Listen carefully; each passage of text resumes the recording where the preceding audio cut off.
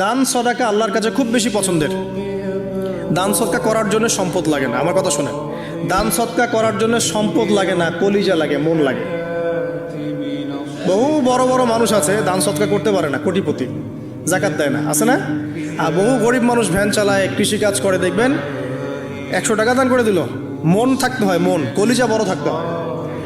তো যাদের কলিজা বড়, মন বড়, তারা দান সদকা করতে পারবে ইনশাআল্লাহ। আর যার মন বড় সেখানেই তো আল্লাহ নূর আসবে। সংক্ষিপ্ত মনে কি, সংকীর্ণ মন আল্লাহ নূর কোত্থেকে আসবে? কথা বুঝতে পারে নাই? তো দান সদকা বাড়ান। আপনি 1 টাকা দান করেন, 5 টাকা দান করেন, হালাল রিজিক থেকে 1 টাকা দান করেন, সেটা আল্লাহর কাছে অনেক বেশি পছন্দের। একটা হাদিসে নবী সাল্লাল্লাহু আলাইহি ওয়াসাল্লাম বলেছেন, হালাল উপার্জন থেকে আল্লাহর বান্দারা যখন একটা খেজুরও দান করে, আল্লাহ পাক সেই একটা খেজুরকে আস্তে আস্তে বড় করতে থাকেন, বড় করতে থাকেন, বড় করতে থাকেন। এটা এক পর্যায়ে পাহাড়ের সমান হয়ে যায়। এবং কিয়ামতের মাঠে মানুষ তার দান এবং সাদাকার যে ছায়া, এই ছায়ার নিচে অবস্থান করবে। আপনার বিপদ হয়েছে, দান সদকা করেন, বিপদ দূর হয়ে যাবে ইনশাআল্লাহ। জটিল কোনো রোগ হয়েছে, কোনো ডাক্তার ট্রিটমেন্ট করতে পারছে না, সদকা করেন, রোগ ভালো হয়ে যেতে পারে ইনশাআল্লাহ। সদকার ব্যাপক ফজিলত আছে। সদাকা, দান, সদাকা, দোয়া, এগুলো তাকদীরের যে বিপদ আপদগুলো আছে না,